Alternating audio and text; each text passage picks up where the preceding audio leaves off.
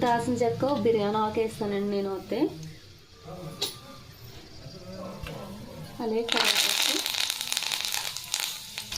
పచ్చిమిరపకాయలు వేగిన తర్వాత సన్నగా కట్ చేసుకున్న ఆనియన్స్ 4-5 ఉల్లిపాయలు. తొందర ఉడకాలంటే ఆనియన్ వేగాలంటే కొంచెం సాల్ట్ వేసుకోవాలి. అల్లం వెల్లుల్లి పేస్ట్, లైట్గా పసుపు.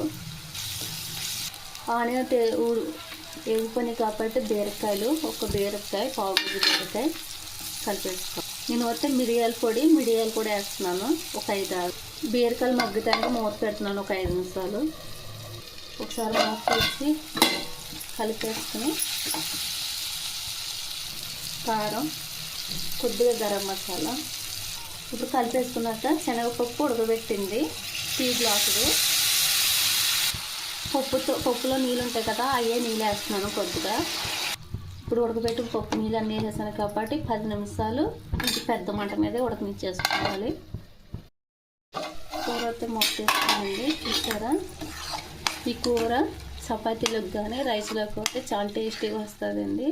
సేమ్ చికెన్ కర్రీ ఎలా ఉంటుందో సేమ్ అదే టేస్ట్ వస్తుంది. ఓకేనండి, లాస్ట్ని కొత్తిమీర వేసుకొని దింపేసుకుంటున్నాను. నేను అయితే కొత్తిమీర వేస్తలేదు. ఈ కూర అయితే శనగపప్పు బీరకాయ అండి.